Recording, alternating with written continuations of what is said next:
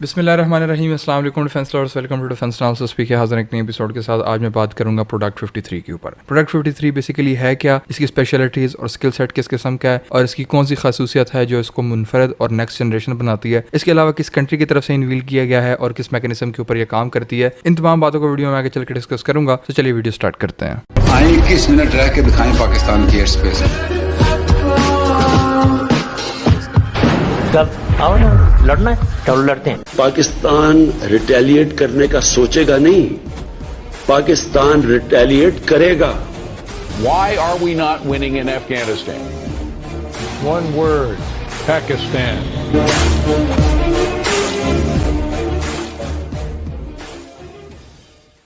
Viewers, मैं बात कर रहा था प्रोडक्ट 53 के ऊपर। सबसे पहले देख लेते हैं कि प्रोडक्ट 53 है क्या। प्रोडक्ट 53 बेसिकली कामिकाज़े ड्रोन और स्वार्म ड्रोन का एक कम्बिनेशन है। स्वार्म ड्रोन की अगर आप बात करें तो स्वार्म ड्रोन एक ऐसे ड्रोन्स को कहा जाता है जो कि बेसिकली अनगाइडेड होते हैं। आपने इसके अंदर एक टारगेट फीड किया, लॉन्चर से फायर किया, उसके बाद आपका इससे किसी किस्म का कॉन्टैक्ट नहीं है। जाके आपने जो इसके अंदर टारगेट फीड किया होता है उसके ऊपर जाके हिट करने की सलाहियत रखते हैं। अगर इसके आपको मैं फिनोमिना की बात करूँ, एक लॉन्चर के ऊपर आपने 30-40 ड्रोन जो है वो लोड किए हैं। उसके बाद आपने उसको डिजायरेबल लोकेशन पर पहुंचाया किसी भी जीप या ट्रक की मदद से। वहां पर आपने इसको खड़ा किया, टारगेट फीड किया, लॉन्च कर दिया। उसके बाद ये फायर एंड फॉरगेट है, इसके ऊपर आपका किसी किस्म का कंट्रोल नहीं है। 30 ड्रोन या 40 ड्रोन आपने फायर किए, उसके अंदर पॉसिबिलिटी है कि 20-25 ड्रोन या 30 ड्रोन जो है वो अपने टारगेट के ऊपर जाके लगेंगे। 10-15 ड्रोन जो है वो अपने टारगेट से हट के आसपास के एरियाज के अंदर लग जाएंगे। इनकी जो प्रिसीजन है वो इतनी ज्यादा नहीं होती। इसके बाद अगर आप बात करेंगे कामिकाज़े ड्रोन के ऊपर, तो कामिकाज़े ड्रोन के फायदे ही बहुत ज्यादा है। लेकिन कामिकाज़े ड्रोन का एक नुकसान ये है कि स्वार्म ड्रोन के बनिस्बत कामिकाज़े ड्रोन नुकसान कम करता है। उसकी वजह यह है कि स्वार्म ड्रोन 30-40 की तादाद में किसी भी टारगेट के ऊपर हमलावर होते हैं, जबकि कामिकाज़े ड्रोन जो है वो एक ही होता है और उसके अंदर निस्बतन छोटा वारहेड मौजूद होता है, लेकिन वो बहुत ज्यादा प्रिसाइज होता है। अब यहाँ पर बात करते हैं कि किसी कामिकाज़े ड्रोन के अंदर कौन कौन सी चीजें मौजूद होती हैं। किसी भी कामिकाज़े ड्रोन के अंदर उसकी रेंज के मुताबिक फ्यूल डाला जाता है। सेकंड नंबर के ऊपर उसके ऊपर वारहेड रखा जाता है और थर्ड नंबर के ऊपर जो उसका नोज कोन होता है उसके अंदर मुख्तलिफ किस्म के सेंसर लगाए जाते हैं, जिसके अंदर मौजूद होता है एक कैमरा, एक इंफ्रारेड सेंसर, एक GMTI सेंसर और इसके अलावा एक नाइट विजन सेंसर।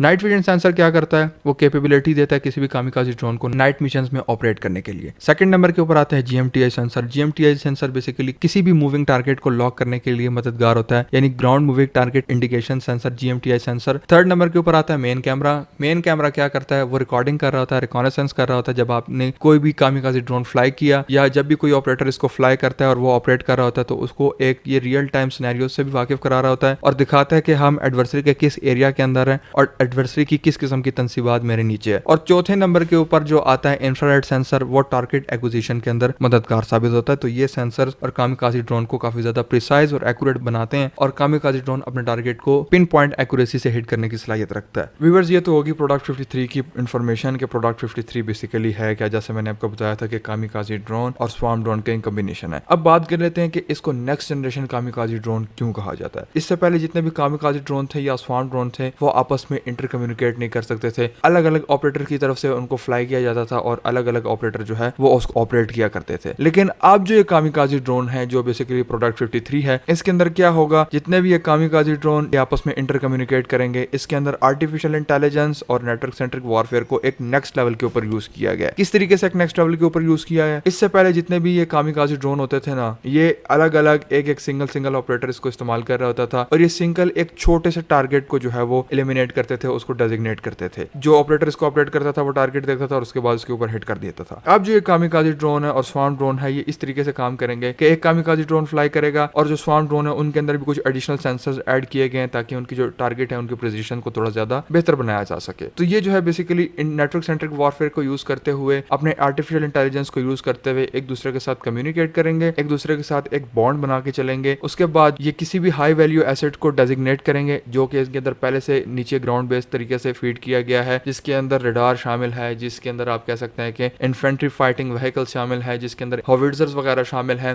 इसके अलावा इसके अंदर आप कह सकते हैं कि टैंक शामिल हैं या दूसरे किसी भी किस्म के आर्मर्ड व्हीकल शामिल हैं। उनको ये डेजिग्नेट करेंगे, हाई वैल्यू एसेट को प्रायोरिटी पे रखेंगे। उसके बाद जितने भी एसेट्स वहां पर मौजूद होंगे एक डिजायर्ड एरिया के अंदर, जैसे मैं पहले आपको बताया कि एक डायरेक्ट पूरा का पूरा इन्फेंट्री का एक कॉलम जो है ये अकेले तबाह करने की सलाहियत रखते हैं। ये 1, 2, 4, 5 नहीं बल्कि आप कह सकते हैं कि हंड्रेड्स की तादाद के अंदर एक दूसरे के साथ कोलैबोरेट कर सकते हैं अपने आर्टिफिशियल इंटेलिजेंस को यूज़ करते हुए, इसके अलावा अपने नेटवर्क सेंट्रिक वॉरफेयर को यूज़ करते हुए ये हंड्रेड्स की तादाद में एक दूसरे के साथ इंटरकनेक्ट रह सकते हैं। तो ऐसी सिचुएशन के अंदर इनके लिए किसी भी एक बड़े और एक हाई वैल्यू एसेट टारगेट को डेजिग्नेट करना आसान हो जाएगा और निस्बतन आप कह सकते हैं कि चीप कॉस्ट के अंदर रशिया अपने एडवर्सरी का अच्छे तरीके से नुकसान कर सकता है, क्योंकि कामिकाज़ी ड्रोन जो है वो प्रिसीशन अच्छे तरीके से कर सकते हैं। और जब ज्यादा आपके पास ड्रोन होंगे तो आपका वॉरहेड बड़ा हो गया, और वॉरहेड बड़ा होने का क्या मकसद है कि आप किसी भी एडवर्सरी के बड़े से बड़े टारगेट को जो है वो अच्छे तरीके से एलिमिनेट कर सकते हैं। तो इस वजह से इसको नेक्स्ट जनरेशन कामिकाज़ी ड्रोन कहा जा रहा है। व्यूअर्स, अब इसके इन्वेंटर्स के ऊपर बात कर लेते हैं। ये जो कामिकाज़ी ड्रोन है, नेक्स्ट जनरेशन कामिकाज़ी ड्रोन प्रोडक्ट 53, इसको बेसिकली ज़ाला एरोस्पेस इंडस्ट्री ग्रुप ने बनाया है। ये वही इंडस्ट्री है जिसने इससे पहले रशिया के लिए लैंसेंट कामिकाज़ी ड्रोन बनाए। लैंसेंट कामिकाज़ी ड्रोन जो है वो इस वक्त यूक्रेन के अंदर रशिया इफेक्टिवली इस्तेमाल कर रहा है, और आप ये कह सकते हैं कि इस वक्त शहीद 136 ड्रोन के बाद यूक्रेन के लिए ये लैंसेंट कामिकाज़ी ड्रोन जो है इनको काउंटर करना एक सर दर्द से कम नहीं है, क्योंकि इसको काउंटर करने के लिए जो है वो Ukraine surface to air missile use करता है, और surface to air missile already जो है यूक्रेन के पास बहुत ज्यादा कम है। तो ऐसी सिचुएशन में रशिया जो है वो इफेक्टिवली अपने छोटे से बजट को यूज करते हुए यूक्रेन की हाई वैल्यू एसेट्स को अच्छे तरीके से तबाह कर रहा है। लेकिन जब ये प्रोडक्ट 53 इस्तेमाल किया जाएगा,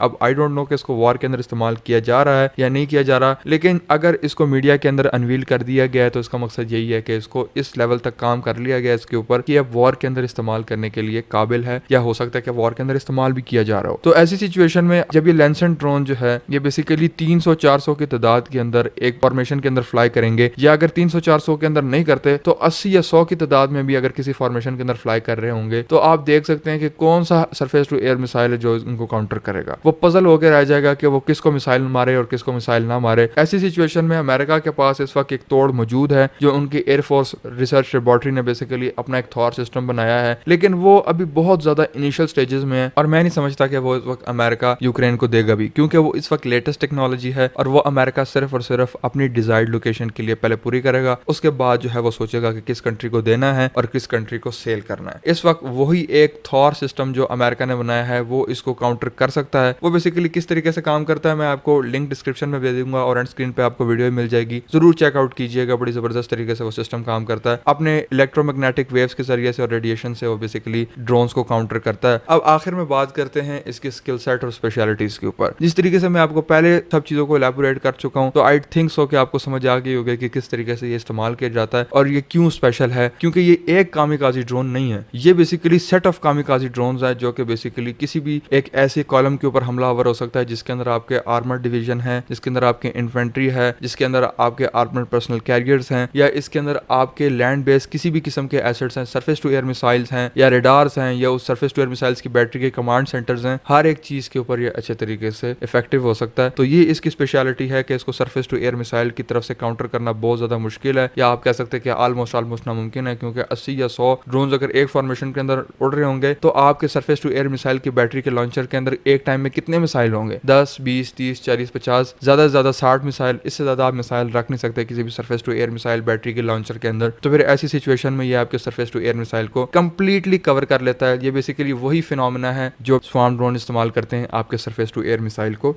कवर अप करने के लिए। व्यूअर्स, ये थी आज की वीडियो, आज की इन्फॉर्मेशन। होपफुली आपको पसंद आई होगी। Let me know in the comment section video आपको कैसी लगी। वीडियो आखिर तक देखने का बहुत बहुत शुक्रिया। मैं आपसे मिलता हूँ इस तरह की एक नई वीडियो में, तब तक के लिए अल्लाह हाफिज। पाकिस्तान जिंदाबाद।